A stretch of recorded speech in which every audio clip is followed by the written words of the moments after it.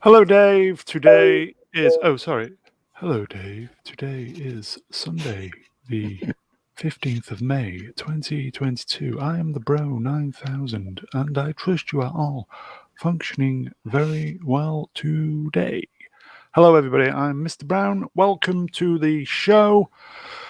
Musings today, folks. The guests are out already because I really can't be bothered to introduce them. Here they are. Here we go. Where are we? There we go. So, first up, hello. First Hello. up, it's the reach around droid of choice. It's Z3PO. Hello, Z. Oh, sir, how are you? I'm okay. How are you? Well, I've spent the entire afternoon wallpapering pictures of women on the Ah. walls of Uncle Owen's man cave. Or at least I think they were women. You cannot tell with Jawas. Have you been using man paste? I have indeed, and I had buckets of it, all saved up. So you're good, my friend. Cheers for I popping in, mate. am. That's okay, anytime. Good man. Shall we get the next man baby out? I think we should. I think all the man babies are out. Yes, I do. They're in the chat as well. So next up, he's slumming it again with the peasants. It's the Dark Sith Lord Jord. Hello, This will Jord. still be going in 2 years' time. I can see it. Just accept it, my friend. Just run with it. You well? I'm very well. We did, 3 hours streaming yesterday, and I've just done almost 2 hours on my channel, and now I'm here. So I'm basically a full-time e-person, and I'm not even getting paid for it. So You're that's just commitment. a little YouTube slag, aren't you? At this point, I don't even exist offline anymore. I'm just a digital creation. I think we all are. Mate. So the stream went well, yes? Yes, very good fun. Thank you very much. We'll get the next body out, yeah? Sounds like a plan. Even though he is out. Last but by no means least, he's the wise elder of the channel. He writes. He likes portals. He directs, apparently. He's paid his subs to the Selfridges Appreciation Society. Have you looked that up, by the way? I will do. Some point. Yeah. Guess who it is, everybody? It's Meggy himself. Dean David Diaz. Hello, I'm here, and I'm raring to go. Let's destroy some TV, shall we? Yeah. So you're good, yeah. Okay. Let's just get to it, boys and girls. So end of week musings, May 15th is 15th, yeah. 2022. Episode 62. Wow. You've done 62 of these? Wow. Yeah, 62 episodes, and is it 151 volumes? I think this is my 223rd, whatever you want to call them. Mr. Brown Alliance, obviously in the smallest possible font I could find. Please like, share, subscribe, all that usual MacGuffin. This was yesterday, just to remind you.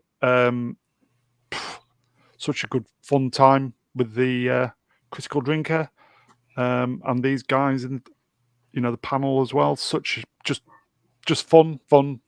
So I know you guys in the chat have seen this, but if anybody else is watching this, please check it out.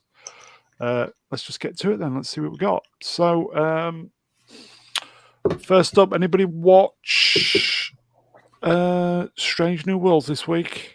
Guilty. Same here, mate, I think. I will just say before we go on, Z, does a bigger font cost more money? Possibly. I'll investigate. I'll get back to you on that time profit. I'm sure you'll donate for the upgrade. One of your regulars is in Lord Andy Mouse. Great stream. Cheers, my friend. It was good fun. So, Strange New Worlds. I mean, I haven't caught up on this week's one yet because I've been too busy shitting on Doctor Strange and then enjoying Predator. Has it declined as everybody sort of predicts that it will, or is it still Well, going along. in this particular episode, they rip off Close Encounters of the Third Kind wholesale Oh, and somehow do a shit job of it. yeah, that's not encouraging. Kenyan folk song, apparently. Yeah, Moving on. yeah. Honestly, that's exactly it. Uhura managed to communicate with an alien through Kenyan folk songs. That sounds plausible. But Thank they God did I'm that not with watching it. It's not as so they've done this twice now because the close for Star Trek Discovery season 4 does Close Encounters, but because it's Star Trek Discovery, they communicate with feelings, which is hilarious. Like Feelings. little balls of feeling that they throw at the space shield and they talk. But it's so obviously like riffing off of Arrival, but also Close Encounters. So they've now done this twice in 2 Star Trek shows. Do they have? Yes. What a This silly is the question. I musical was about to say, episode, do yeah. they have no ideas at all? But apparently the answer to that is no. The only thing what's carrying the show is Anson Mount. Simple. He is carrying the show. Yeah. Has it gone woke yet? It's. I think. I don't know. It feels like it's in the wings, but they probably know they don't. They shouldn't do it. But we'll see. I think what got me, Z, is the fact that Uhura was, I doubt myself. I don't think I can do it. Why am I here? I don't fit in. I don't fit in. And then it's just like, well, you're here for a reason. And then obviously Uhura saves the day because she's stunning and brave. Oh, that's annoying. Because it was kind of, I liked that in the first episode, they just had her there and didn't really remark upon it. Because it was the obvious choice was to say, well, here's a fan favorite character. Let's structure the entire show around her. And they didn't do that in episode 1. But if they're now giving her entire plot lines, then... I don't think the young lady who plays Uhura, I think she's pretty good, to be fair. She is indeed, yeah.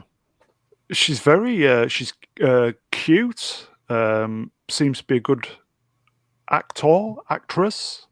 Don't have a problem with the young lady. I just think again, it's the writing for 20-year-olds. No disrespect to certain 20-year-olds.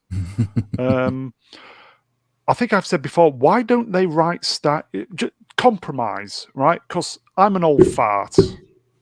Ian's an old fart. I think Z is as well. I am.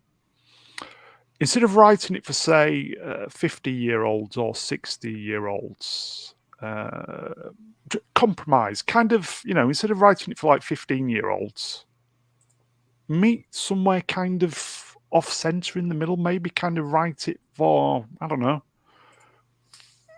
40-year-olds, and it might be just kind of a happy medium. And if they write it well, they shall come. But they just don't. It's just flashing lights. You see that all across entirely. The BBC does this as well. Most people who watch the BBC are not in their 20s.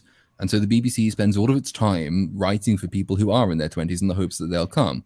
But they're not going to do that because they have so many other things that they could be watching. Your core audience is people who are in older demographics and who are really badly served. There's no real service for them in the online world. So you can monopolize that audience really effectively. That's what you should be doing. That's where it's much more successful. Like all our Star Trek videos, if you go into the demographic data on Studio and the analytics, like the average age I think of the people who watch those videos is somewhere between 35 and 45. So that's the kind of age, and we've got some surprisingly large representation given it's YouTube from people who are in their 60s as well. So these are the people who are much more interested in Star Trek. They also encompass the vast majority of the human population. So maybe write shows, and they're just generally more intelligent. So just write stuff for them, and you will do very well. Short, do you want to read Time Prophet's comment? Just write it for intelligent people who haven't got blue hair. Boom, have that mic drop. That's pretty much what they need to do. There's a discussion about this a couple of years ago, and they analysed the previous series, and Star Trek's overall demographic ranges from 16 to 65 years of age. However, CBS All Access Trek attempts to focus on just the 21 to 35 demographic. There you go. Then I'll rest my case. So I'm in that demographic, and I can confirm we're all cunts, so we just shouldn't do it. Yeah. so there's your Rob, is answer. there any characters you like in this? I actually like Uhura. I Same think here. she's pretty good. I like number one. I like obviously Pike. Yeah. I actually quite I like Hemmer. He's fucking great. He is. I think he could be the star. Who? That's the Hemmer, the blue guy with the the blind Andorian. Andorian. Yeah. He was bloody hilarious. Yeah, I think he could be the star. A very dry sense of humour. So I really did like him. Yeah. Yeah, I just think writing again, they're trying, but it's just not good enough, is it? Yeah, but I think just from first impressions, Sam Kirk looks like a bit of a jerk. Kirk the Jerk. Yeah. Renier in the chat. Negative. I fucking hate clowns. Quick question. Chat, should we review it? Which version? The Tim Curry one, of course. Anyway. So, Rob, you're going to be watching this week's? Yeah, I'm going to keep watching it until it pisses me off enough. Most series, I give at least one season to make an impact. So I'll watch the next season of Doctor Who, and if it does nothing for me, I'll abandon that. Same with this. If this doesn't leave an impression on me at the end of it, then I'm just going to drop it. I'm done keeping my faith in these things, waiting for them to get better, and they don't. Yeah, I tell you, I detest the Khan Noonien Singh character. Yeah, with a passion. Just ridiculous. Yeah, Pretty Girl, just horrible character. Nurse Chapel, quite like her. I don't. In a cute way. Nothing like the original series, Chapel. Yeah. Who else? Is it Ortega's the navigator pilot?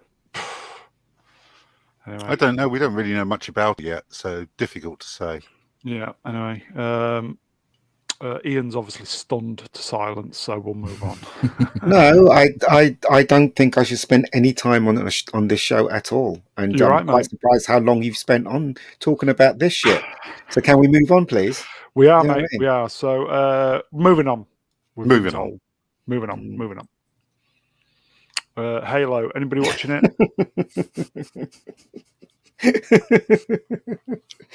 Can we move on, please? No, I don't watch this. This rubbish. I will just say the Master Chief boned an alien. Anyway, so there you go. Moving on. Why bother? I know. Barry, yep. Okay. In fact, tell you what, look, here we go. We haven't the fourth episode's not out yet, is it, Ian? It is. The episodes drop on Sunday night. Oh yeah, I'll watch it tomorrow. I'll watch it on Sky, so I'll watch it tomorrow. The fourth episode. I saw the third, which is great. I keep saying this. If anyone's out there watching this stream, you watch Barry. You won't regret it. Wasn't Fuchs in Lithuania herding sheep having his life moment? Well, he didn't want to come back, did he? But that woman told him the story, and he got some kind of idea, which I'd really like to see how that results in. So, can't wait for episode 4. I'll just say to Joseph Fuchs. Porter, he says the English language is dead if you can't say wanker. Everybody involved in this channel is called a wanker, so we embrace the word wanker. In America, it means stupid, doesn't it? Yeah, but I think we invented the word wanker, didn't we? So it's our meaning. So obviously Fuchs was in Lithuania. Mr. Cusino, he had his line in the. He did indeed. And then he just twatted Barry as hard as he could with his. And basically told him to go fuck yourself, and he walked out, and then that's pretty much where it ended, wasn't it? Yep. But you know what? I reckon they're gonna say that's acting, and they want him back. Yeah, I know. I know you could. Yeah, I know it's gonna be like amazing. I'll just say, go on here. Sorry. So I'm just saying, Lord, and 3PO, you should be watching this show. You shouldn't spend any time on that stupid show we were just talking about now, because I don't want to mention this thing. You should be spending any time on anything that you think is woke. Watch good stuff. 2 more episodes of that dirty black bag to finish. And then I'm going to watch this. It's a Western drama. Oh, okay. It's pretty visceral. Enjoying it very much, actually. So I recommend checking it out if you get a moment and like Westerns. In the chats, Time Prophet, I've been to Barry Island once. So have I. When I was a kid, I went Butlins. Good for you. Yeah, it was Butlins down there. It was horrible. Cold and nasty. So are we recommending this to everybody, Ian?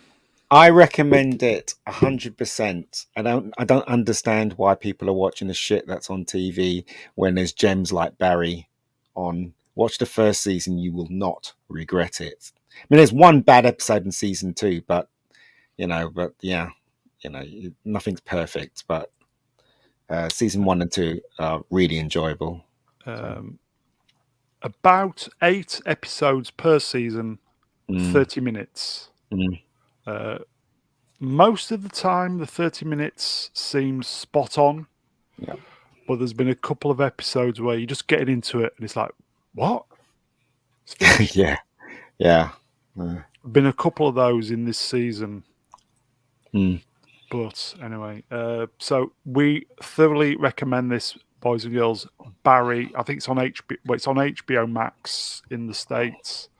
It's on Sky in England. Sky in Blighty. So I think it's Sky Atlantic. It's on. Yeah, such a great program. Okay, so let's see what's next. Better Call Saul. Is it just me on this one? Yeah, because I haven't seen this season yet. Okay, so we are. I think tomorrow's episode is the mid-season break. Last week's was just kind of. I think it was Howard Hamlin stuff going on because they're trying to frame him for stuff he's done in the past. So that was the main storyline last week. I am assuming that something's going to be happening with Gus Fring and his crew if it's going to be a mid-season break. So, but didn't he have the heart attack round about this time? Didn't he? It did. Yes, it did. So that's probably one of the reasons why they kind of. But I think this. I think they split Breaking Bad last season into 2 as well. Oh, did they? Yeah. Melvin Deeply in the chat. Hello, Melvin. The most recent episode was a bit slow. Yeah, I think the episode 3 with Nacho, that was an unbelievable high. So they're kind of toning it down for a couple. I would imagine tomorrow's episode is going to be another high. They're all going to be leaving us hanging. Bob Odenkirk, dependable as usual. Jonathan Banks as Mike, just so good. Gustavo Fring on top form as usual. It's good. It's good. Again, everybody should be checking it out. So I said mid-season episode tomorrow. Looking forward to it. So we'll move on. This dropped. Anybody see the trailer for Cobra Kai 5 this week? No. Ooh, no. It looks strange about any hair. Oh no, he has got hair. He's got blonde hair. It's a bit strange. I forget the name of the, but he's the main baddie at the moment. He was the Yeah, baddie he was. from number 3, wasn't it? Yes, he was. Yes, he was. I forget his name off the top of my head, but last season he was fucking fantastic. I can't. It's really weird how they haven't included. What's her name? The girl that was in the. Was it the Hilary Wank? Sorry, Wank, Swank. yeah. Because she is part of that. She is that universe. Yeah. So I think there was. I think they approached her to appear, but I don't think no. I don't think it happened. Yeah. The only thing I can moan about with this show is the karate is very slow. The way they perform it compared to martial arts of today in movies. But apart from that, it's a cracking show. It's just got something for everybody. Yeah. I think everybody in the chat knows how good this program is. Yeah. It is. It's very good. I am very surprised how none of you saw the trailer. I think it dropped last Monday. I'll have to go and check it out. I love this series. I mean, this is how you do, a reboot and be honourable to the source material. Yeah. I mean, it's everything about this is great. It actually makes me look at some of the movies again with a different light, especially with some of the season 1 flashbacks. So it really does add context to what's happened before and improves upon it. So I can recommend this to everybody. I think you should be recommending it to Time Profit. Seen 2 seasons. Season 3 and 4 are fantastic, mate. Last season was excellent. I think Netflix have possibly brought this forward to September because of all their troubles, as it were, with subscriptions. Because they're bleeding subscribers, aren't they? They are still. Did you see they've just passed? I think for the first time in many years, they have just updated their content guidelines and their staff sort of handbook type stuff to explicitly say to staff members, you might have to work on things you don't agree with. And if you do disagree with them so much that you don't like them, then Netflix is not the place for you to be working, so leave. Which is slightly encouraging as a move, because it suggests that they're going... Obviously, they had some real trouble, I think, late last year when the head of their one of their trans inclusion workshops decided to allegedly, she denies that she leaked it, but allegedly leaked internal data to the press, or certainly compiled the information that was subsequently leaked to the press in order to get, I think it was for the purpose of getting a particular show cancelled or production stopped on one or something. So Netflix is starting finally to read the runes and to say, okay, we are actually going to have to tackle some of this bullshit. And Elon Musk has praised this new decision on Twitter, which again is good PR for Netflix. So they aren't doing well at the moment, but if they make more moves in this direction, then that's probably the only thing they can do to regain what they've lost. It is. I think it's something to do with this, isn't it? That's on screen now. Yes, that is in fact the story. Yeah, and that's Barry Weiss, formerly of the New York Times, is praising that as well. It's obviously it's the kind of thing you sort of have to wait to see the effect of. The problem isn't so much at the moment that its staff are all of one sort of background or ideology. The problem is just the content it's producing. So it's all very well having this, but if Netflix continues to only produce or almost only produce garbage, like, well, anything that you happen to watch on Netflix any given week, it's not going to do any better. So it's a positive move, but at the moment it's just a PR piece, and we'll have to wait to see if it actually has any impact. Well, it already has kind of had an impact. I mean, Netflix stock was at a massive low on the 12th of May at $163.96. $700 6 months ago. Yeah, they've cancelled a lot of shows, haven't they? This thing's on the 13th, and they're already gone up to $187.64. So it's a promising recovery so far. Still $500 down, though. Well, yeah. Mind-blowing, that amount. Just mind-blowing. In 6 to 7 months. Anyway, okay. Anybody want to see a new graphic? Go on in. You ready? Mm. Right, just bear with me. I'm going to be a boomer. Here we go. Oh God, that's terrifying. That's not Lord Cord. Who's that? No, that is the thing that it was in our private chat, which is now public for everyone to see. Thank you for that. There was the app doing the round that is allegedly the Chinese attempting to get hold of your face, or the Russians or something, which has lots of different filters, and so it turned me into a trans woman. So that's trans me. I'm just going to say that's for you, Bishop Moore. Yeah, you don't get that on Nerdrotic. Yeah, that's for you, my friend. Okay, so you look like a posh male frosk. Have you got good teeth? Good grace to keep my mouth shut, though. Yeah. Lord. Here we go. Time profit. Here we go. See, things I do for you guys at Mr. Brown Alliance. Thank you for paying for the bigger font. I mean, you've put this in massive font, but the bit that you actually want people to subscribe to your channel, you still need a magnifying glass to see. Well, anyway, moving on. What font is that? That's quite a nice font, actually. It's called Font for Ants. What's it called? Font for Ants. It's called Font for Ants. Okay. No, he's taking the piss. It's called Futura. Futura Medium. I'm talking about the news round font. Oh yeah, it's just Futura, but because I'm a graphic designer, I made it into outline and did a bit of jiggery pokery. Yeah, it's a nice gradients font. And shit. So I like what it does with the N. Yeah. So this is a for the pleasure of Bijot, this is a new feature for the show. We've done the kind of program reviews. We've got the theme. Yeah, the program reviews seems to be getting smaller and smaller because there's basically fuck all on. So well, it's not that. It's none of us watches. Well, I don't watch any of it. No, the woke come stuff. on, there's shite. There's nothing. Yeah, on.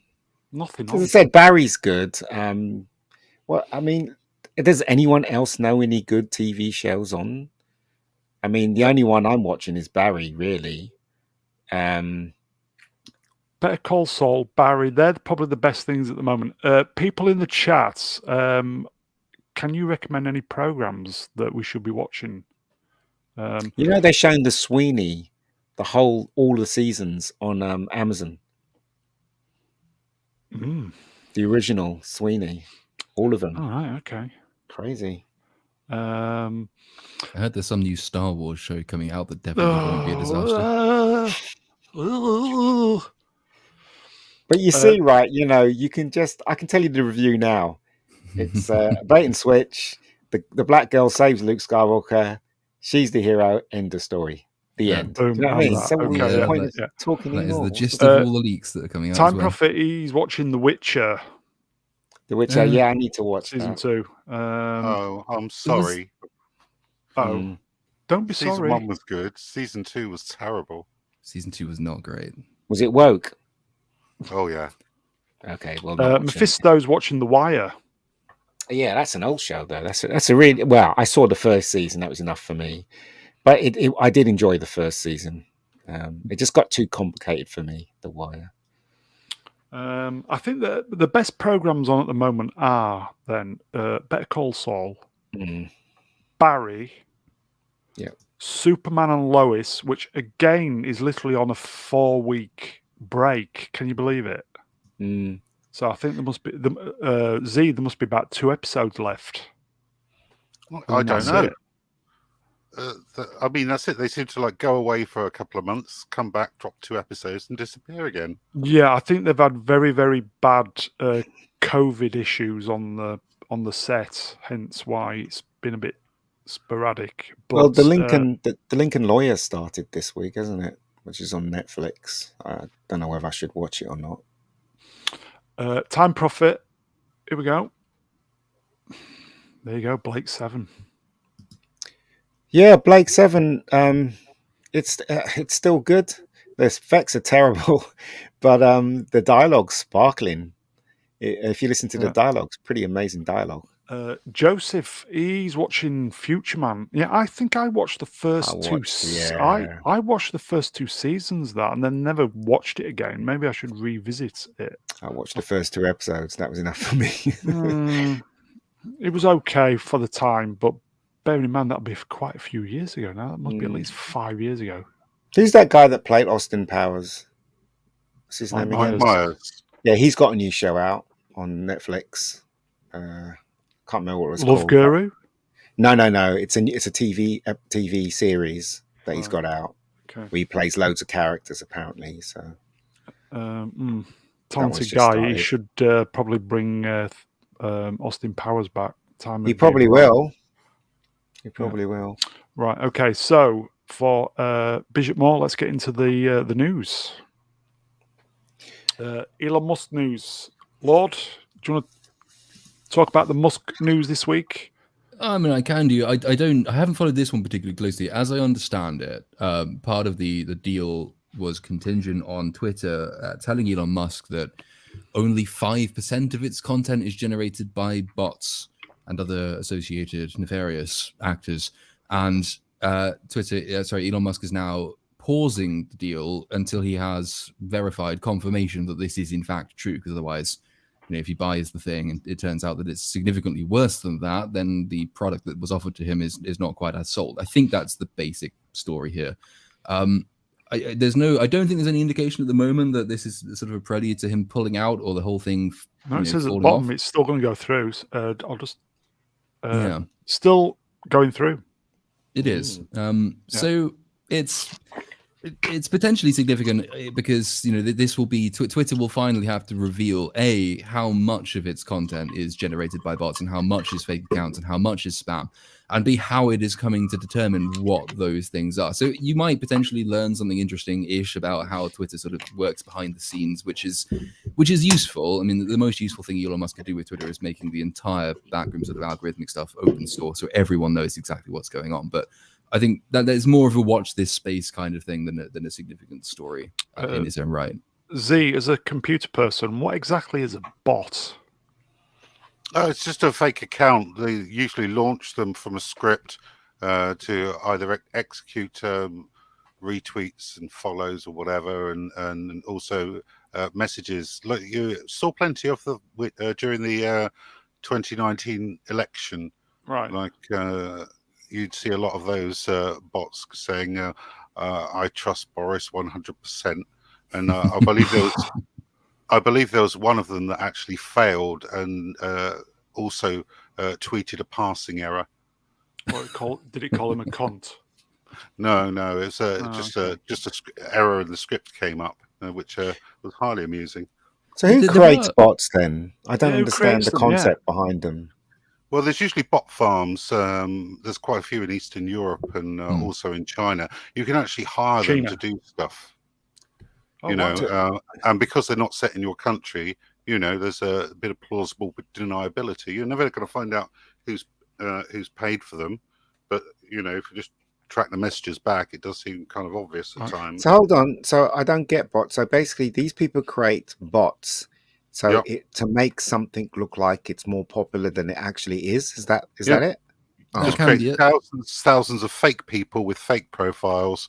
Sometimes not even profiles. So it's just software, is what you're saying.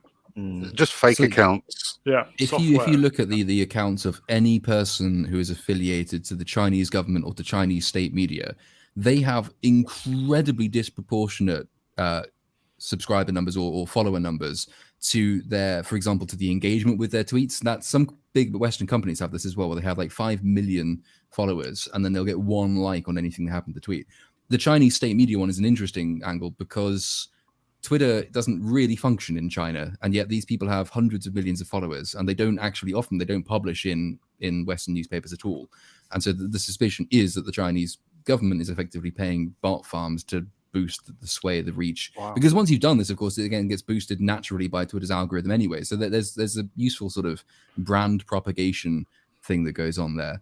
Then there's the weird semi sort of political stuff. So any time that there's a big psychodrama in America about race, for example, which is roughly speaking every other week, you can trace the number of tweets which are sort of inflaming that racial culture war by posting overtly racist stuff, most of them come from bot farms in Macedonia or from South America. Wow. Something like 70% of these, sometimes up to 70%, does not come from within the country of origin or the country where the issue was taking place. We saw exactly the same thing with the European Championships, the Football European Championships, when Marcus Rashford and co missed their penalties, and there was a huge psychodrama panic, moral panic about the amount of abuse they were getting online. Almost all of that abuse, like something like 90% of the tweets identified as being racist and illegal, were coming from South America and Eastern Europe, and nevertheless it forms the media narrative in this country. So understanding the extent of this problem and how it operates could be very useful, and it would also make it very difficult for newspapers like The Guardian to continue publishing fake nonsense and then complaining, ironically, about the spread of disinformation, given that they're the ones who are doing it. I will say, Mephisto in the chat, we've all known what has been happening with Twitter. Elon is just exposing it into the real world. We'll wait and see with that one. He might be. I will say to Bridget Moore as well, you don't get in-depth analysis like this on John Craven's Newsround. Yeah, you do. Moving on. Right, okay, so it's all going to be going on. It's still going to go through. Twitter might just kind of, as Mephisto says, might just kind of go into the real world. Do you think the bots will still continue, or is he going to try and get rid of them? Well, he is, isn't he? Do we trust Elon Musk, by the way? I mean, he does come across as very trustworthy, but what do you guys think of him as a person and as taken over this show? What do you reckon? Z? I hate Twitter, even though I participate in it all the time. I hate it. It's a horrible, horrible cesspit of the world's ugliest, most hateful people. Mm-hmm. Steady on. Oh, no. Yes. Its job is to primarily keep everybody fighting with each other for as long Never as used to be like that, though. Yeah.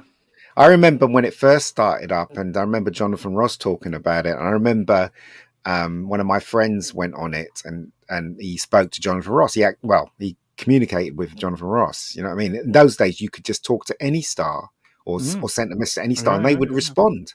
Yeah. And it's just turned into this monster now, isn't it? Andy Mouse in the chat. I'll just say, chats, thoughts on Musk. Andy says, I ain't sure about Musk. Don't blame me. I kind of think he's probably, obviously we don't know him. I think he's probably got the best intentions at the moment, but I think so too. Yeah. Yes, but if he buys a remote volcanic island, we're taking him out, right? Yeah, we'll send the ninjas in, yes. Yeah.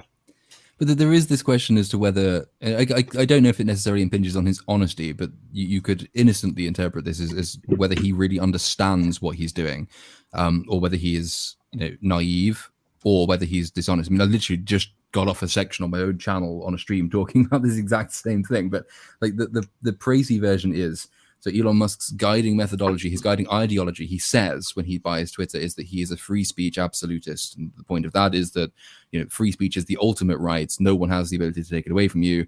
You can't abridge it in any way. The government can't do that. Nothing can do that. That's what he says to one set of people. Then when he's asked about what that actually means, he says, well, I think that it should be for the people to decide how much free speech they have. So if they vote for and elect a government that wants to do away with their free speech, that's their right, and we will comply with that, which is already contradicting what he said previously about being a free speech absolutist. And then, though, having said that he thinks that free speech should be decided democratically, he goes to the European Union, which is now passing one of the most astonishing curtailments on online free speech ever devised in the Digital Services Act. And he says, yeah, I'm completely on the same page with you guys. No one voted for that. You can't vote against that. You don't elect the people who make those laws, and you can't deselect them either. So he's gone from saying, I'm free speech absolutist, to free speech should be democratically decided, to it doesn't actually matter if it's democratically decided as long as the EU thinks it's a good thing.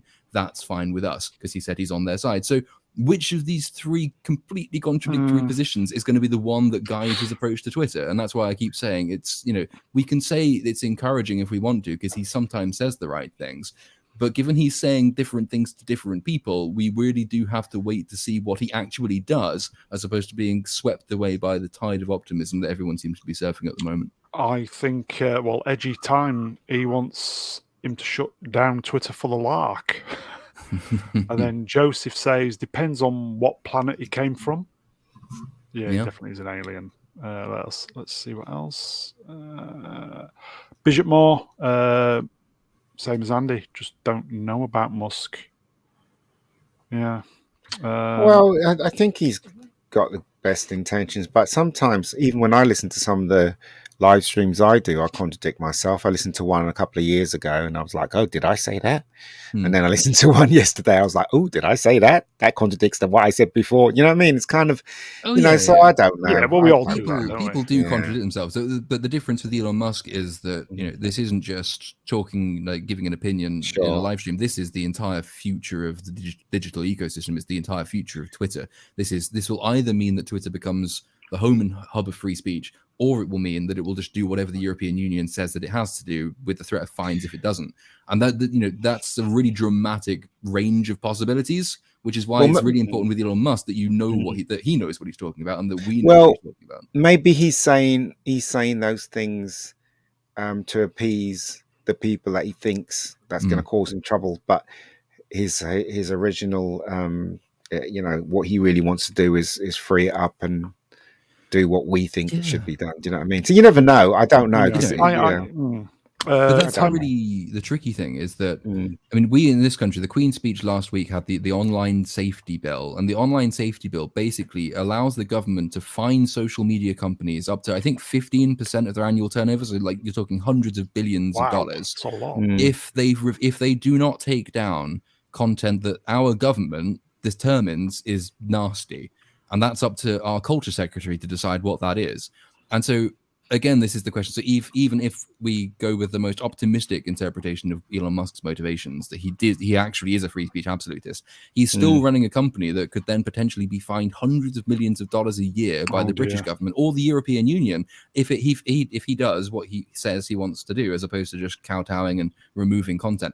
Nevertheless, Twitter's just updated its user terms of service to say that it won't do any of this stuff. So it's impossible to say at the moment where this is going. It's just that there are a number of difficulties he will have to overcome. Time Prophet wants Musk to remake the last 2 seasons of Game of Thrones. That'd be terrific. That would be good. Mephisto, people do change their opinions as they grow older and become more worldly wise. Well said. Grumpy. There's grumpy as well. Well said, mate. The thing that really irks me about this is he tweeted something back in April where he said authenticate all real humans. So if you have to have yourself authenticated, everything you tweet is then linked back to you. That is a mine of data that is worth millions. Yeah, but you know what, right? We're all screwed anyway. They've got our data. Yeah, what they're going to do in the future is not going to be any different. They've already got our data. The moment we logged on to Facebook and every platform and put our pictures up, they've got us lock, stock, and barrel. So I wouldn't worry about that. We're done. Renier in the chat, Darth Chord. We had a little discussion, did we not, Chord, about the picture thing that was going around. Yeah, that one you used to put trans me out to the internet. Yeah, that's a massive data breach. Because the following day, everybody said, "Oh, it's all going. The data's going to Russia or China." But going back to what Ian just said, it wouldn't make any fucking difference. It wouldn't, because they've already got it. Because they've got it. So what's the point? Because they were doing it before we knew they were doing it. Yeah. If you've been on Facebook for any number of years, it has so much data that it has, and there is so little governance around who you're allowed to sell this data to. And the whole Cambridge Analytica scandal that came around during Brexit, which was overblown, but it sort of reveals the point. This is the idea that private companies can buy huge amounts of data from Facebook and then use that to sway political polling decisions, for example, or tailor political messaging and targeted advertising. And without anybody telling them that you can or can't do that, there's some suspicion that some of it was sold to Russian bot farms and all the rest of that. that sort of touched the servers of this. It's an old thing. It's been going on since Facebook was created. It's part of Facebook's key business model is its ability to sell huge amounts of data. But you can go back to 2008, and then you find the Obama administration did exactly the same thing as the Cambridge Analytica scandal supposedly revealed. So that's going back to 2008 and 2012. It's been going on for such a long time. If you've ever used any of these sites for any length of time, there's no point then turning around and getting all scared about some new app that may or may not be being used by the Russians for artificial intelligence. Everyone who needs to know this stuff about you will already have access to it. Well, not quite yet, because Priti Patel wants all encrypted text messages to be gone now. Oh God, yeah, that's another thing in the online safety bill. Yeah, so they want to do away with the very idea of encryption. So anyone, potentially the government or the police or anyone, can read your private messaging, which is great. On a plus point, though, Time Profit isn't on Facebook.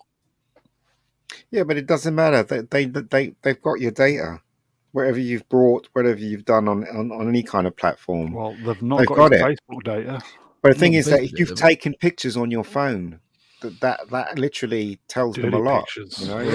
If you're posting here and you're signed into Google, for example. That's right. Yeah, they've got you. They've got you lock stock. Yeah, they've got us all over a barrel. Yeah, they have. Okay, moving on. Well, I don't mind if they look at my dick pics. I'm proud. Yeah. Again, this is the Netflix stuff. We just mentioned it earlier. He got attacked, didn't he? Somebody with a replica gun and the security guard. Do you hear that he's going to sue? I forgot his name now. What's his name again? The black comedian. Dave Chappelle. Yeah, so the guy that got tackled is going to sue Dave Chappelle because they broke his arm, and there is footage of Dave Chappelle saying, give him what for and all that. Didn't his plastic gun contain a knife, though? I don't know, but he's well in his rights to sue Dave Chappelle. Yeah. Well, he shouldn't have gone on stage acting like a complete cunt. So. Yeah, but the law is on his side.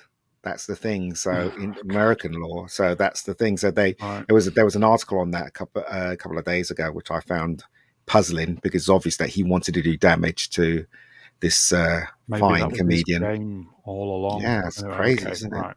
That's how crazy the world is now. Speaking of damage, oh God, really? I missed this. I know he's been arrested again. Yeah, they released the video footage, the police footage of him being arrested in April, saying that at the top, I'm transgender, non-binary now. And they still haven't fired him. And I don't want to be searched by a man. And they still haven't fired him. No, I know there was a story that they might be thinking potentially of replacing him with, what's that guy? Ezra Miller, everybody, by the way. I think that they were talking about maybe replacing him with Dylan O'Brien, but they haven't, as you say. They've not sacked him. He's been arrested, I think, 3 times now, just on his rampage through Hawaii, and he's still in a job. Right? All of what he's done equals being fired. He's got a big fucking Willy Wonka golden get out of fucking jail golden ticket. He's trans and all that rubbish. Apparently, well, if there's anyone else, they would have spent the evening in a prison cell and already be facing charges. But for some reason, yeah, you're right. He's got some sort of get out of jail free card. I don't understand. We know what it is, though, don't we? We know what it is. They got rid of Johnny Depp, and for doing what? I don't know. Nothing really. Nothing. And they're keeping this fella. That's was it pushed old lady over or something like that? Can't remember what he did, but did something. He strangled a girl. He strangled a fan. He's thrown a chair at someone. He refused to leave a party a couple of weeks ago and then got violent there. As well. It's been about 3 times in the last sort of month, and that's not even counting some of the earlier stuff. And also, as far as I'm aware, well, I don't think he is. He's not transgender in the sense that he hasn't had surgery. You can't, logically speaking, be both transgender and non-binary because you're basically then saying, I am a thing that doesn't exist. And you shouldn't then be allowed to use that to say that, well, I demand the way in which I'm treated by law enforcement. But the reason I would be surprised if they didn't actually, give into this for exactly the same reason he hasn't been sacked yet. He has these cards that he can use, and this makes it very much harder for him to be sacked because it's representation, and he has value for that reason. And the law prioritizes people who can trot out these buzzwords. Yeah. Here you go. Renier, Johnny Depp got... Sorry, I'll start again. Johnny Depp got his bed crapped on and gets punished for it. You know what, Or right? Johnny. If I was in charge of Warner Brothers, I'd fire him in a heartbeat. I couldn't care less what the press says. I mean, if he's damaging my property, I'd fire him. That's it. But people are just cowards these days. They really are. I think the problem with Warner's is they're doing a good enough job on their own, damaging their own properties without this twat contributing. Well, this new guy that's taken over, he's firing a lot of people to do with this crap, isn't he? So maybe it's going to get better. Who knows? Warner Brothers. Okay. Question. Henry Cavill, why have we not got a Superman movie? Because they're idiots. Anybody know? Chat? Anybody know? Been crap. He's had 3 movies. They've all been crap. What are you talking about? Yeah, they have been crap. Man of Steel, Batman vs Superman, and Justice League. That's 3 crap movies in a row. How many more do we need? I think we said in the early days of this channel when we were all on full coof lockdown, what we need right now is an optimistic Superman movie, just to cheer everybody up. Yep, sure do. And that was 2 years ago, folks, 18 months ago. And even I could direct a better Superman film standing in my head than Zach. Definitely. Give me a week, I'll write you a good script. Give me the money, I'll make you a good movie. Time Prophet, quickly going back to, he's watching Witcher Season 2, he said previously. Because Henry Cavill is being cooked in The Witcher. But he's only in The Witcher Season 2 for about 8 minutes across the entire season, so it's not as though he has no time. I thought it was all about him, though. No, but it's not. Season 2 isn't. Season 2 is all about what's her name? Can't even remember her name. No, that's exactly Siri. I think it's Siri. Yeah. Is that the thing that answers your questions? Well, yeah, it's about equivalent amount of personality involved. Yeah. Time Prophet, next Superman, gender fluid. It could be non-binary, super person. Oh, so it could be Ezra. Oh, but he's the Flash, isn't he? Super them. Super they. Super they. What is the world turning into? Stunning they. What is the world turning into? The obvious right thing to do is to A, have him arrested, and B, definitely to recast his characters, and C, to actually get him some help, because he's clearly a very disturbed human being. Yeah, somebody needs to have a word with him. Being served well by anyone around him. So, like, none of this is the other thing, because they do this in the name of kindness and being pleasant to people and understanding. None of this is actually helpful. This is just perpetuating this guy's decline into insanity. It's not the kind and progressive thing to do. Like, sometimes people need to be locked up for a bit. He'll end up killing somebody. Imposed on them. Himself, probably. Yes, well, possible. Yeah, okay. Bishop Moore, obviously we've all got our crosses to bear. Man of Steel, really enjoyed it. Man of Steel was a huge letdown. It was the last act. I hated it. I just hated all of it. I really wanted him to delve into Clark Kent when he was a kid and he was trying to control his powers. Same. If we had more of that, that would have been really cool. Yeah. And I hated when his dad died. Hated that whole concept of him. Yeah. Because faster than Speeding Bullet, he could have saved his dad. Yeah. Stupid. Then he destroyed half of fucking Metropolis. That's what got me. The fucking buildings going down. I was just like, nah. Because in Superman 2, when he was fighting the villains, at the ending, it was like he ran away from them, but he didn't run away from them. He was basically telling them, taking them away from Metropolis, so more people won't get hurt. So, Time Prophet, Ezra is a flash in the pan. He's here all week. Yeah. Bijerts, Cavill doing Highlander. That could be good. He's the one. There can only be. Edgy Time. Did Spot get duty cooked? He did, mate. You see, why are you watching it? Edgy time. Why are you watching it? Seriously. You know what's going to happen. Just don't watch it. Just watch something else. Watch Barry, for God's sakes. Edge of time, you've been told. I think we've all been told, mate. Okay, it's so up to him. Edge of time's a good lad. Shall we move on? What's this? Anybody see this today? Yes. Where is this? Is this in America or here? America. It's in America. It's not here. Z, do you want to, for the peeps, do you want to say what this is? Well, it's like middle schools, which are the equivalent of what our junior schools. Yeah. Yeah. Are going to be fining parents of pupils who misgender or use the wrong pronouns or whatever. What a ridiculous thing. That's a proper stream killer. It is. I think you've spent enough time in this already. Seriously. Well, why are we enabling this sort of thing? I don't understand. Why are we talking about this sort of thing? I was just completely. I saw this and I was just taken aback. I just thought, don't care. It sort of links back to the Ezra Miller thing about this perpetuating bad activities. So Title IX was introduced in the United States. It's basically an anti-discrimination law. Part of Title IX prohibits gender-based discrimination and harassment and things. And again, all of this is done with the best intentions. It's designed to try and help people be nice to each other and to stop people being discriminated against. But it's Title IX violations now when you have the whole gender movement arising, which says you must refer to people by their specific pronouns. And now you can charge middle schoolers for violating it by getting people's pronouns right. It's good intentions, paving the road to hell once again. But if we do too long on any one of those, we'll be here forever. If the parents doesn't stand up to this nonsense and make sure it's out of schools and by taking their kids out of school and trying to put them in another school, then they've only got themselves to blame. They have to stand up for what they believe now. So if they don't, then yeah. Mephisto, this is at me.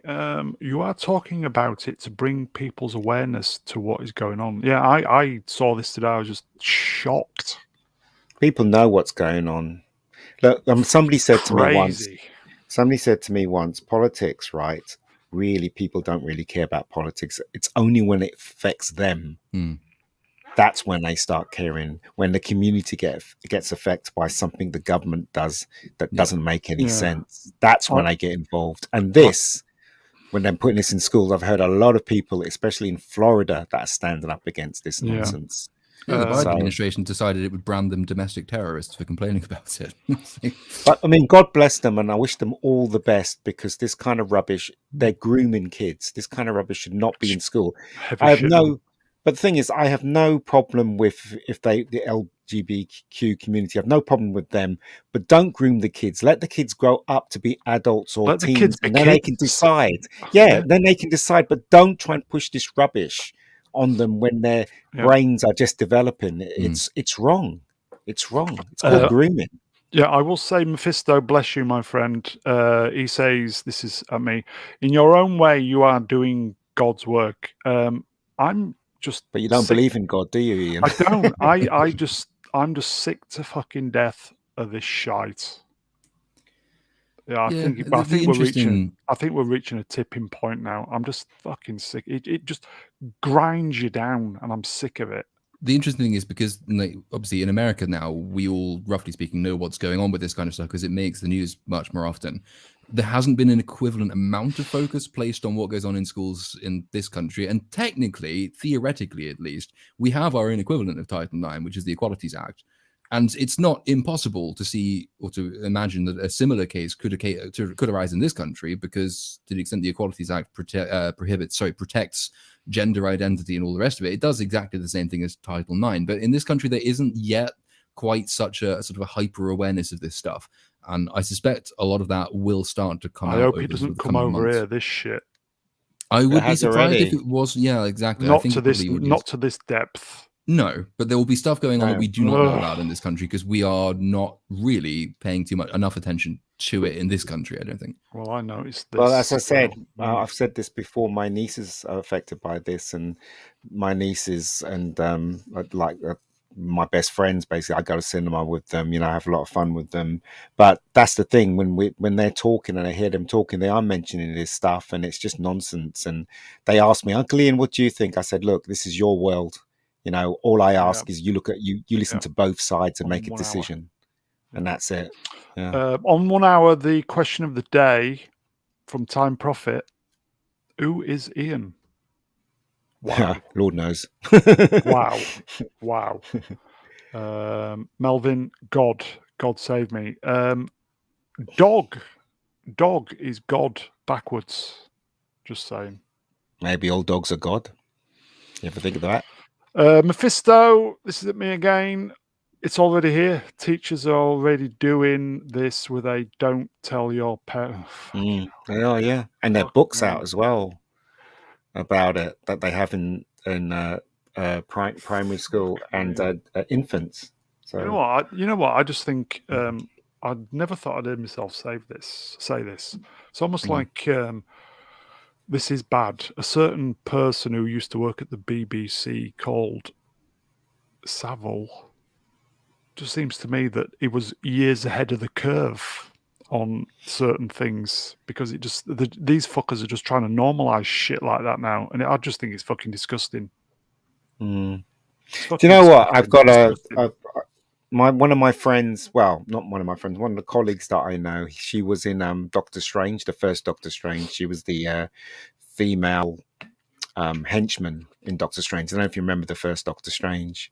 She's a martial artist, and she's starred in loads of movies and stuff like that. I only found out that her and her husband has been found guilty of molesting a child.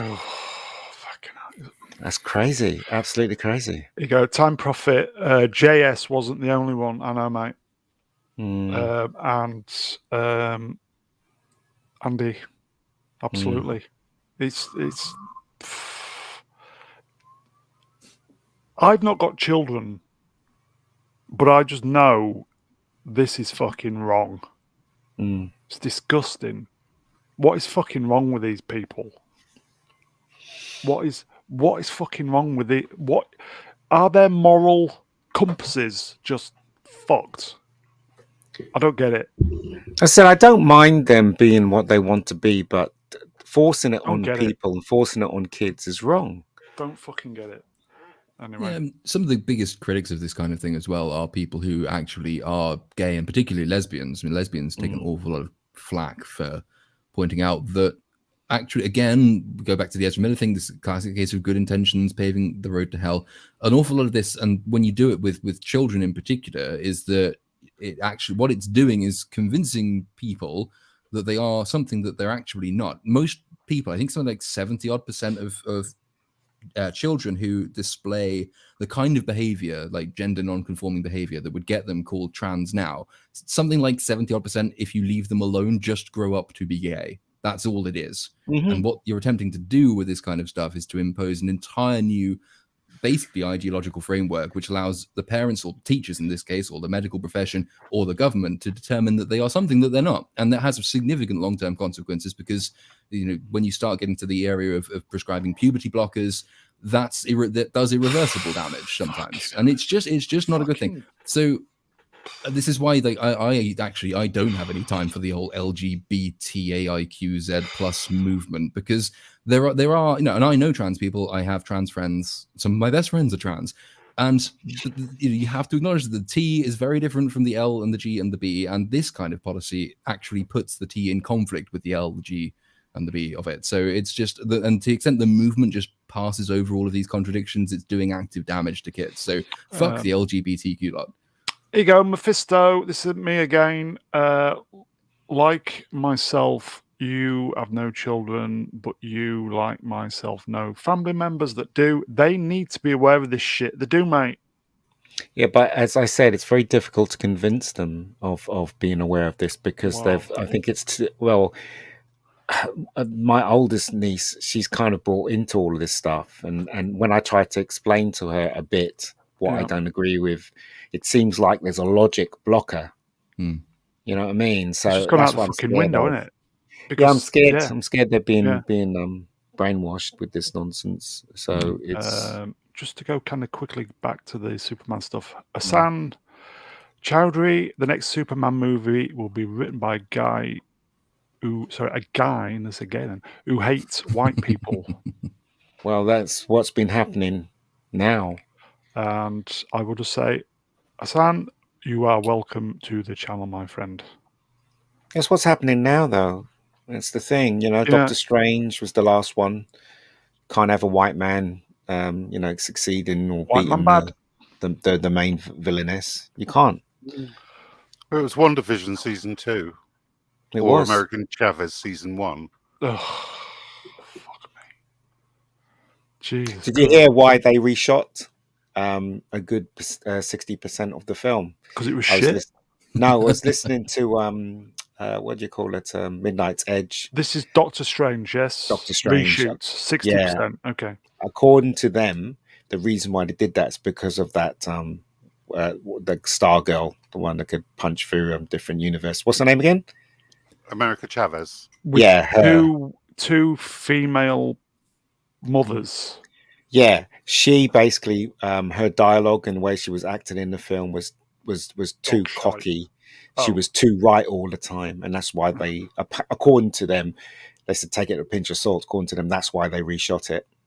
And there isn't a version of the Raimi. There's no Raimi version. Basically, Raimi came in and did exactly what they wanted. It was like a gun for hire on that. I also read that a lot of the cameos were shoehorned into the production. You can tell that as well from. I think I did this because I'm doing this 3-part video series, and I've got one part left to go. And yeah, you can tell certainly the Professor X ones, which they are so badly inserted as well. It's not even as though they've covered it up. So there's literally a scene when he turns. Spoilers, by the way. He turns up. Spoilers. He says something, and then the next scene he's just not there, and there's no consequence to the thing he's just said.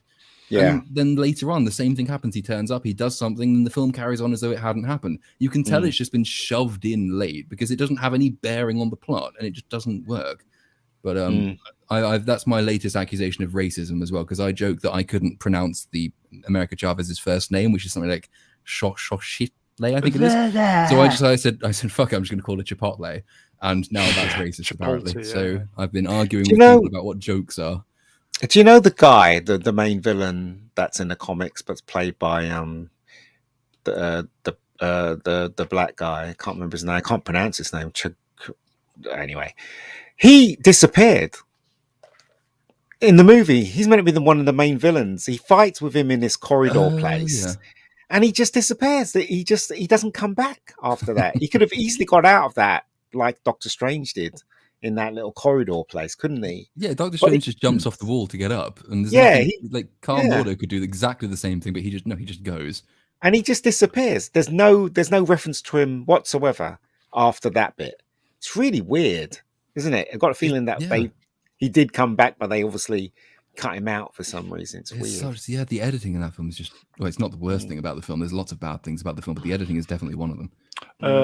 Chord, do you want to post your link to your Dr. Bollocks review? I just have this as a macro. I will find it and do so. Okay, so who's feeling peckish? Yeah, if I was feeling peckish, I'll get a Chinese.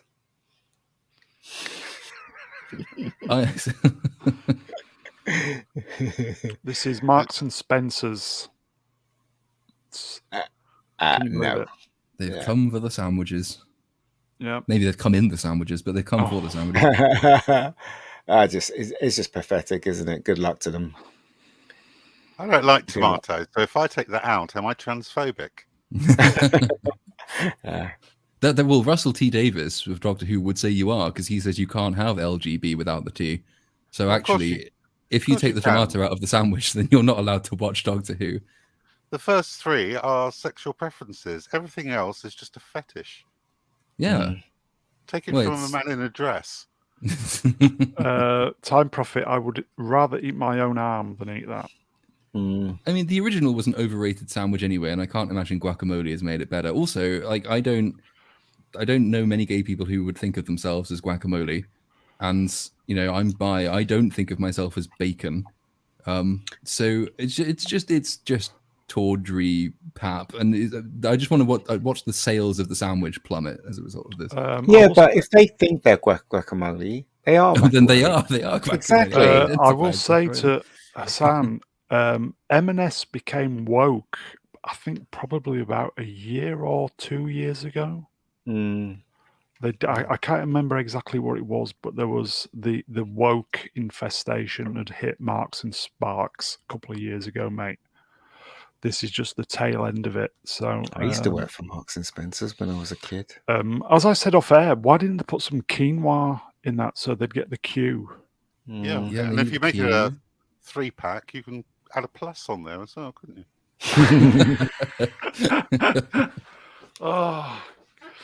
And you know what? I'll just say, sorry, Lord. Some little fucking tosspot in an office who's been directed by somebody probably in the, I don't know, mid-30s, late 30s, who think they're really up with it, came up with this idea, and they probably just self-congratulating themselves, I can sniffing their own farts. It's a straight white woman in her mid-30s who spends all her time on Twitter talking about how white straight women in their 30s are horrible, and has decided that what gay people really need is sandwich representation. It's a fucking sandwich, representation. I know they haven't used white bread, have they? They haven't used what, sorry? White bread. White bread, they haven't used, no. Perhaps they got a choice. There you go, folks. White bread is racist. Well, I never liked the what was the sandwich originally called? The BLT, that's the one. I never liked BLT. That's just I thought they were a Korean pop group. You want to be risky about that. Like, I once made the mistake of saying something negative about BTS on Twitter and just got piled on by their teenage girl fans. Same thing with Meghan Markle, actually. But I like the breakfast sandwich with all the sausage in it, because just being stuffed with sausage is my kind of thing. You're a big sausage fan, aren't you? It's just crazy. M&S. Logic is thrown out the window. Crazy. M&S. I'll just say M&S. Go woke, go broke. I think you're in enough trouble as it is without going woke. Anyway, what happened to Gillette? Do you remember when they were advertising all those stupid ads? Yeah, that man-hating thing. A razor company that hates men. Good one. Yeah. Best a man can get, not anymore. And then they had to revert back, didn't they? With their stuff. So they learnt their lesson. Who's into comics? Not for a long time. We've got a new transgender something or other. That's not a proper comic, though, is it? Nobody cares. It's Marvel Voices. Marvel Voices exists to put stuff out that nobody reads. There's Marvel Voices Indigenous. There's Marvel Voices Gay. There's Marvel Voices Trans. There's Marvel Voices First Nations. There's Marvel. It's just, will anyone ever conceivably pick up this comic? I'm still waiting for that other comic to come out. You know, the Snowflake Warrior. Snowflake. Yeah, that I'm still waiting for that one to come out. Unironically, I would buy that because it would be hilarious. Yeah, I would definitely read it because Daniel Kibblesmith looks out like a right wanker.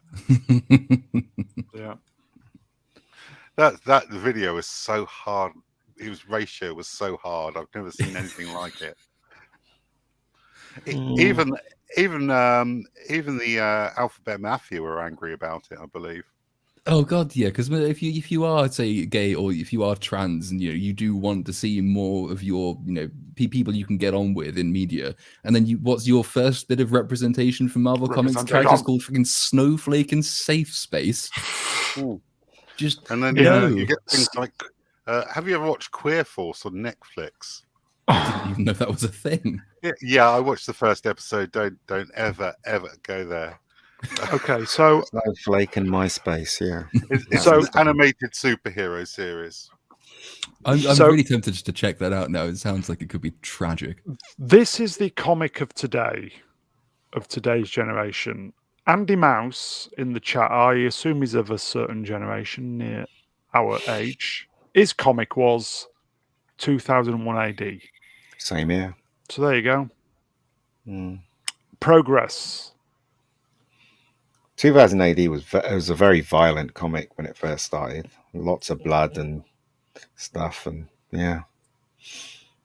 And now we have this. Yeah. That's Dread, isn't it? Progress. Well, Dread and the rest of it. When I remember MHC1, and that was quite violent as well, and lots of stuff. Z, I think we need, as I said, we've been threatening to do Dread at some point again, haven't we?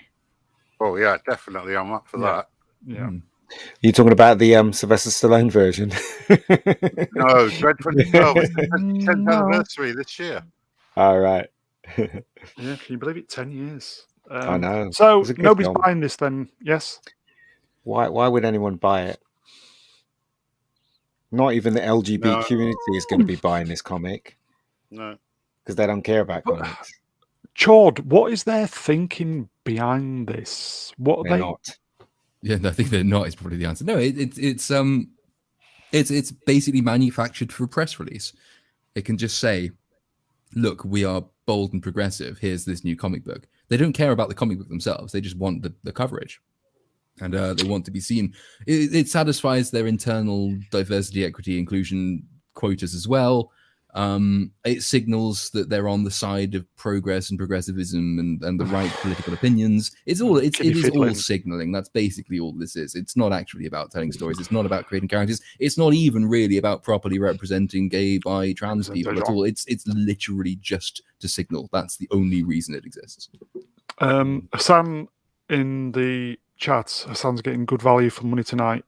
Marvel Comics stopped being good when they were replacing their legacy characters with their awful replacements and making comics more like the should we say MCU or MCU? Probably the same. What, you mean you didn't like Kate Bishop? They had Thor on today on Channel 4, and I was watching it, and good film. I was really enjoying it. It's a great film. Thor is completely different in this one than he is with the stupid YTTT version. At least he was focused and manly, and and the God of Thunder. What we got now is Fat Thor and Gay Thor, and you know what I mean? It's just ridiculous, absolutely ridiculous. Anyway, carry on. Is Thor going to sink? The new one? No, it's not going to sink. Just like Doctor Strange didn't sink. Doctor Strange took a lot of money. In the first week, the second week just dropped off like fuck, hasn't it? So so this one's probably going to do the same, isn't it? Thor is going to do the same, but I just don't like heroes. The word heroes, it has a meaning. If you read the meaning, we don't problematic, mate. Now, problematic. Yeah, it's just ridiculous, isn't it? What they're doing to Marvel. But you know what? I don't care because I don't watch Marvel stuff. Yeah. If I can help it. Okay. Ruin Johnson, friend of the channel, has been up to his memes again. What is that woman wearing in the middle? Fuck knows. Pink. It's weird. But is pink? What colour does pink represent now?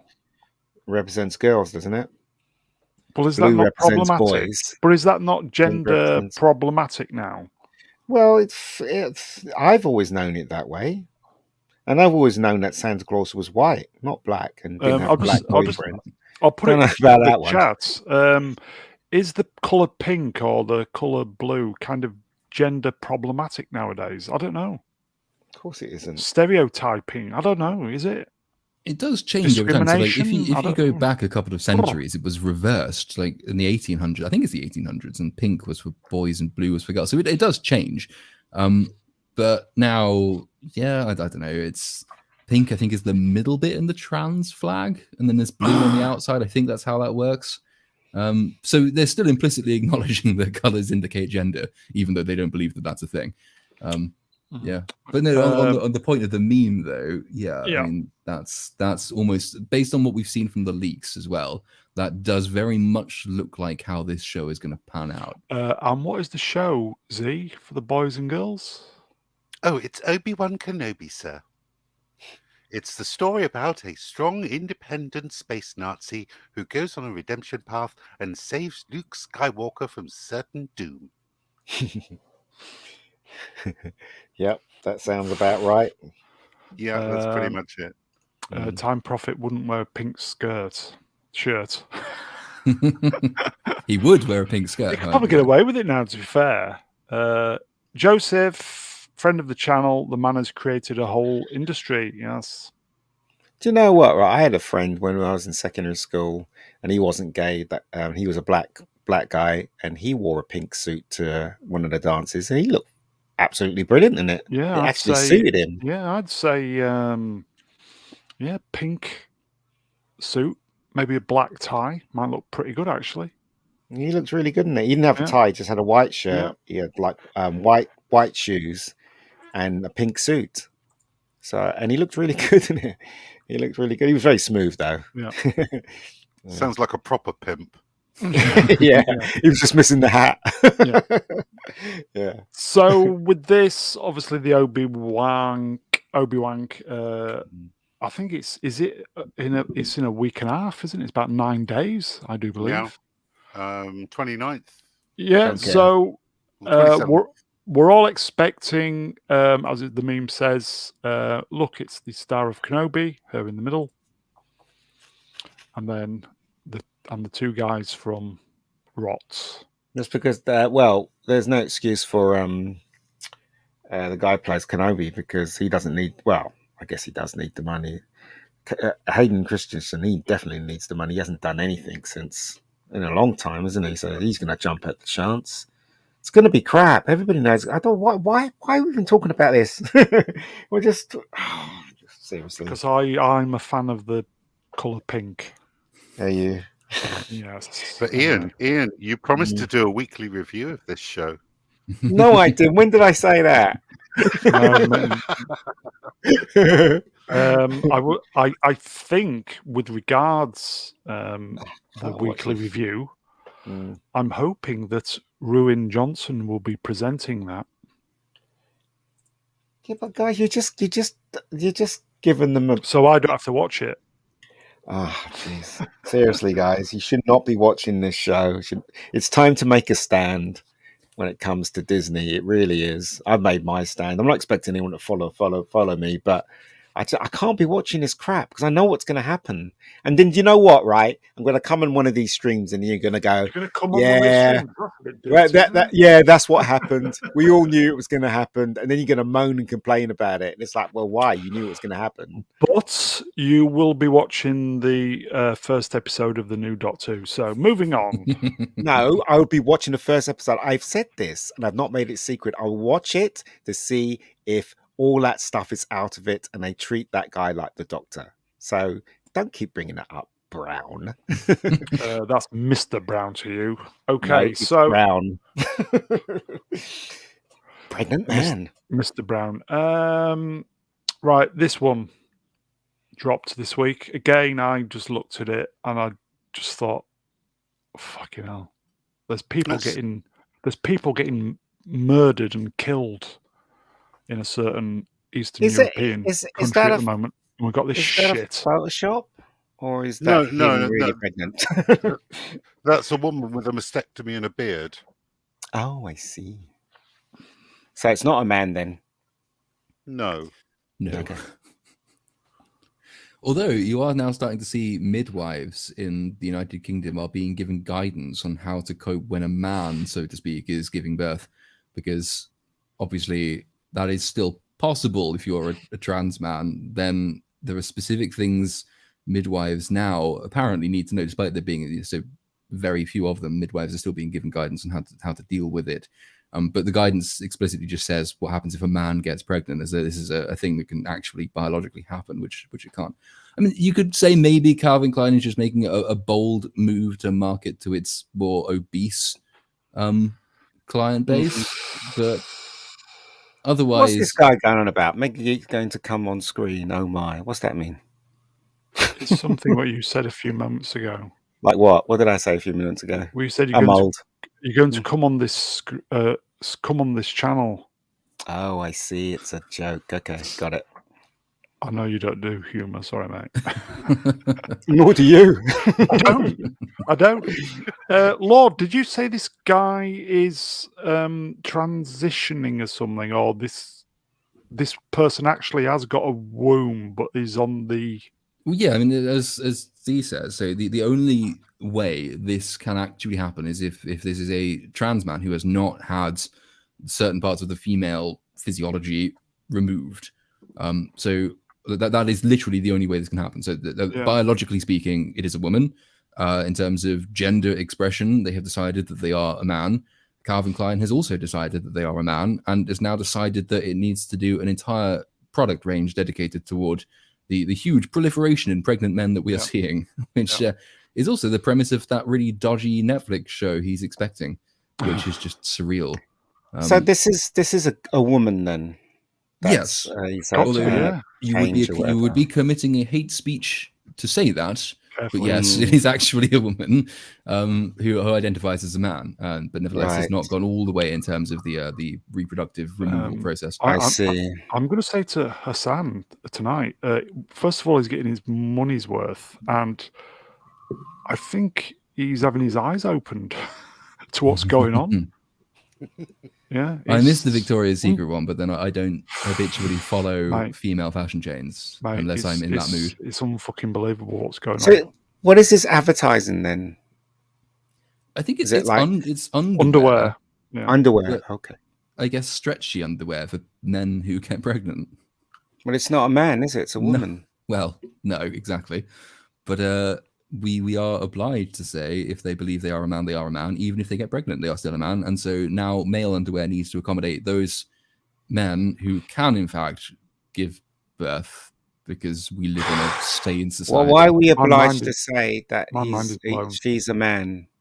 Why are we obliged to say that? Because he identifies. That goes back to the earlier story about the Title IX and the misgendering within the school. And you get arrested. Technically speaking, it's not quite as insanely strict in this country, but technically speaking, you would probably find in YouTube's terms of service, for example, that what we have literally just said is against YouTube terms of service, because you are not under law allowed to discriminate by saying that or by denying people's preferred gender identity, because then you're breaching the law around non-discrimination as regards trans people. If trans people say they are what they are, then you are supposed to go along with it and say that they are what they are. And if you do stubbornly say, well, okay, but biologically they are still the opposite sex, you can genuinely get in trouble for doing that, and it will be interesting to see how long the stream stays. I love who's that Jewish guy? He says it all the time on his streams, doesn't he? Oh God, what's that guy's name? I can't remember. But he says it all the time. Rabbi from another planet? No. Rabbi says all kinds of things, doesn't he? When you're monetized. Yeah, go on. What? Z, go on. Sorry. Z. I was just going to say, if you blot out the headline with your hand, it just looks like a bloke with a beer belly, doesn't it? Or tapeworm. A really big tapeworm. So when you're monetized, so it's not necessarily that your stream has to get taken down when you're monetized, but you have to go through now. Certainly, you have to file an ad suitability review before you publish your video. And you have to mention, if you're going to say things which are, well, if not in breach of the terms of service, then at least straying close to it by being mean about trans people, by insisting that biology is a thing, you have to mention that in your ad suitability review, because if you don't do that, or if you say it incorrectly, then your video could be hit by... So in other words, right, if you say a fact, that it's a fact without a shadow of a doubt, you're not allowed to say that then. You're not allowed to add reality into what you're saying. Basically, some aspects of reality are flirting with being against the law now. And it depends what platform you're on. YouTube's is slightly different than Twitter, and Twitter's is changing. But there was a period on Twitter where if you went, lots and lots of people were banned for saying there are only two genders, you can't transition, all the rest of it. Quite a few people were banned for that. YouTube can flag and demonetize streams for you saying that. And they can definitely start running ads on them as well. Because Ben Shapiro. He always says accounts got banned for using the R word. Yeah, Ben Shapiro says it all the time. He does, yeah. He says it all the time. So how comes he's not banned? He's still on YouTube. Because it's really selective in the way it applies things. So it's not uniform, and they're not necessarily very good at enforcing it across the board. And if you're big enough to avoid it, then you can be all right. I think in their earlier days, the Daily Wire was hit with demonetization and all the rest of that. And Sargon of Akkad as well was demonetized for saying very similar things. And his streams have been hit for it as well. It doesn't apply universally across the board, though. So if you're big enough as a company, you can usually get around it because you're making YouTube a lot of money and it's not in their interests to. If you're well connected, you can get away with it. If you otherwise have the right opinions and you just make a misstep, you're not unpopular with people. There's no campaign, so it'll be fine. But isn't that flying in the face of free speech? Isn't that stopping free speech? Yeah, but thank you, Elon. Bear in mind, Twitter's current CEO said that they believed their job was to go beyond free speech. It was beyond the First Amendment. They didn't think that was their guiding motivation. The CEO of YouTube has said very, very similar things. She does not believe that YouTube is first and foremost a free speech platform. Free speech is not what they prioritize. So it is against free speech, but there is a huge groundswell of people and very well-connected people who genuinely do not think that free speech is a right that you should have. That's crazy. Yeah, Melvin's going to prison for calling a woman a woman. He's going to the Grey Bar Hotel. Enjoy your few weeks away, mate. Time Profit. Posey Parker says, "Don't play this language game." And then the peeps are saying Ben Shapiro. I think I follow him. Some of the stuff he says is all right. Yeah, I watched some of his videos on YouTube. Yeah, I even asked him to come on one of these streams once because he's into his geeky stuff. He is, but he has some very peculiar opinions. I think he unironically liked The Rise of Skywalker, for example. Yeah, I did invite him to do like a film review, but obviously he probably gets 1 million tweets a day. So back in the day, maybe he would have connected, but not anymore. Anyway, so if you're pregnant and you're a man, and well, Calvin Klein have got the underwear for you. That's all I can say. So, and if you're a man who isn't pregnant, shop somewhere else. By the way, Calvin Klein does not sponsor this channel, but if they do, we'll sell out. Don't worry. A woman that's trying to be a man, then you could buy the underwear. Is that what they're saying? Yeah, probably. Okay, Robert Meyer Burnett, who we want to run or show run Star Trek, dropped this week. Spinal Tap are coming back. Moving on. There is no need for a sequel to that film. One of the greatest films ever. It is, and they should just leave it as it is. That's true. There doesn't need to be a comeback tour. Yeah, that's right. Exactly. Just leave it alone. Every time they try to dig up an old franchise, they just fuck it up every single time. Vice President of the channel, not Brian, says, "Can't wait for the Martin McFly trans range." Yeah, you may joke about that. It's on its way. They're just waiting for Robert Zemeckis to die, I reckon. And then that's that. As I said off air, in the 90s and very, very early noughties, Spinal Tap toured. And Time Prophet just confirms it. Sorum Donington. They are very good as musicians. But anyway, moving on. So, the original Spinal Tap, such a great film. Rob, you don't think they need to come back, do you? No, leave it. Classic.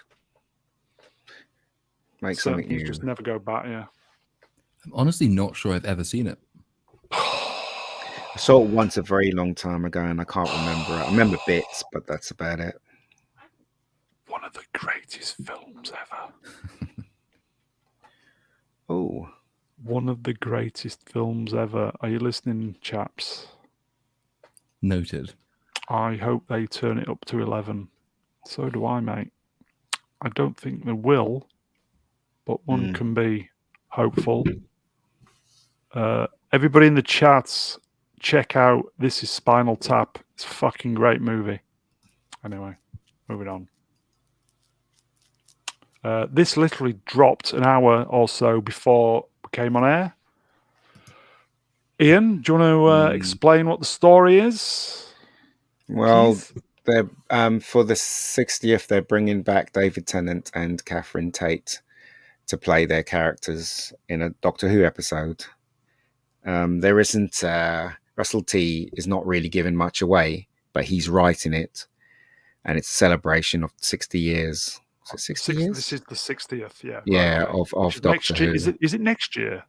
Yeah. Yes, yeah. Next year. Yeah. Wow. So that's but they don't give much away. Apparently, they're filming this at the moment. Oh, are they? Yeah, they're filming it at the moment. Yeah. The way it ended was that her mind got erased of everything. Catherine Tate's character, and so if she remembers anything, she would die. So it's obvious that when they bring her back, she'll remember everything. So remains to see if she remains living. So we'll see. Hopefully she will die. That would be interesting to watch. Yeah, it would be interesting. But David Tennant. Everybody loves David Tennant as the Doctor, so it'd be quite cool to see him come back. He does look of age. He looks slightly older now. Not slightly, a lot older in my opinion. But could they de-age him? They could if they could afford it. If the BBC could afford it, but well, it'd be interesting. Sony, though, isn't it? Technically. Yeah, Gary texted me and said he's not looking forward to it. He can't be excited about it. I said, fair enough. Nor could I. Time Prophet says they are so desperate they got to bring Tennant back. Rest in peace, Doctor Who. Andy, I hope they don't fuck it up. And then he says, but they will. Yeah, we'll see. We'll see. I'm always hopeful with Doctor Who, and then my hopes always gets dashed. But yeah. So it just seems strange how they're bringing back Tennant for the 60th, which I kind of said they would bring Tennant back, but obviously it's going to be a one episode. I thought they'd bring him back for 2-3 years. No. I read somewhere that a rumor going around that the Shooty fellow would be rebooting Doctor Who. Could be a complete reboot. Well, we'll see. As I said, I'll give them, because the difference between this and other shows is that they're saying, well, Russell T is saying that he didn't pick Shooty because of his color. It's got nothing to do with his sexuality or his color. He came in and he smashed the audition. That's why they took him on. A lot of people are saying that's crap. It's obvious what they're doing. Yeah. And you know what? I think they're right. But because it's in the middle, I'll give the first episode a chance. And if there's a sniff of anything that I disagree with, then I'm out there. Yeah. Yeah. Dalek 451 cannot get excited. No, it is rather difficult, isn't it? Because we've seen the worst that Doctor Who can be. And nobody's honestly expecting it to get any better. I'll be surprised if it does. I'll be happy if it does.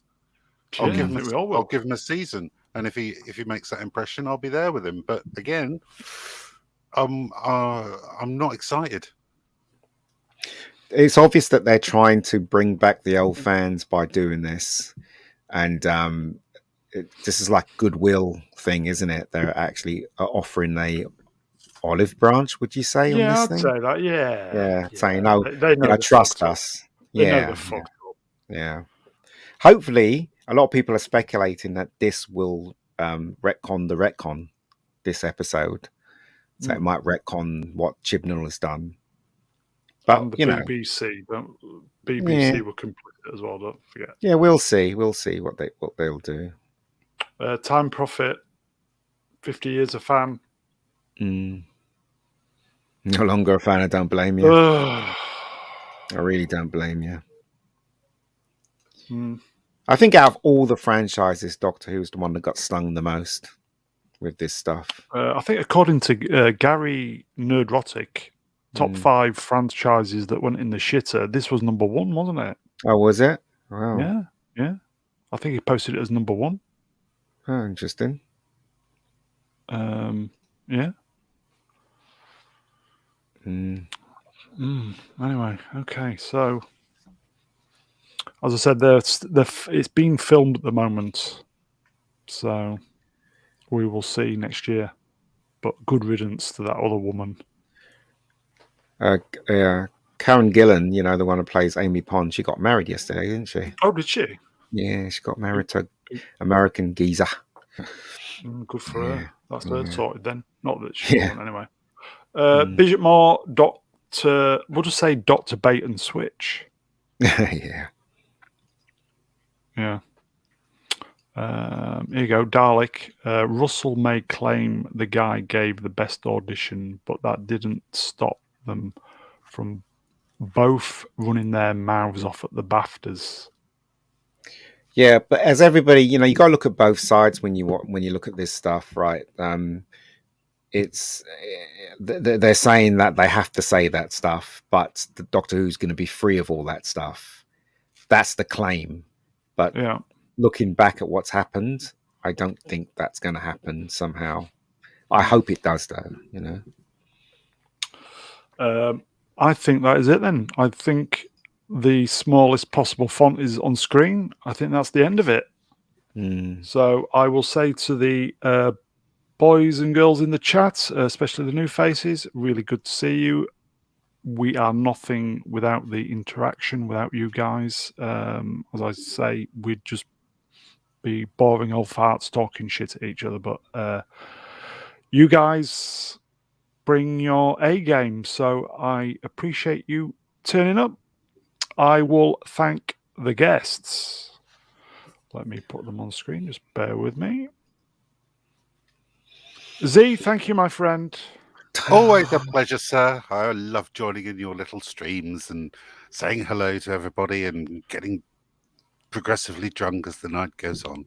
You're still drinking? Yeah. Always a pleasure, sir. It's always great to hear your dulcet tones, my friend. Lord Chort, thank you, my friend. Thank you, as always. And last but by no means least, here he is. It's the mega geek himself, Mr. Ian David Diaz. No worries, guys. No worries. I hope you've learned something this evening with the Lord Chord's news round.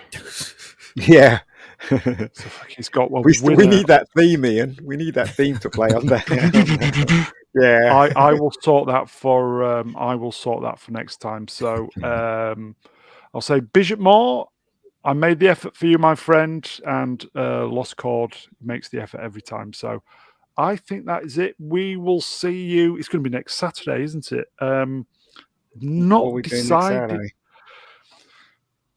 What popped into my head today when I was trawling through YouTube, as you do, in my recommendations, a Lethal Weapon Now and Then video popped up. So I had a look. So how do you fancy Lethal Weapon? One of my favourite films, Lethal Weapon. The first one. Second one too. Third one was rubbish. All right, before we go then, boys and girls, do you fancy Lethal Weapon next week as the film review? I think we should. It's Richard Donner, isn't it, if anything? Yeah, so Richard Donner. Yeah, should we do it? I haven't seen that Lethal for Weapon? years. Yeah, sounds good to me. Right. In fact, here we go. Andy says, yeah. So Andy says we're going to do it, so we'll do it. So next week, Mel Gibson, Danny Glover, Lethal Weapon, 1987. Shawaddy Waddy. That is...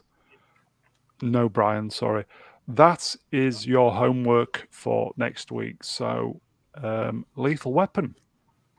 I think that's it. Take care, everybody. We'll see you soon. Bye-bye.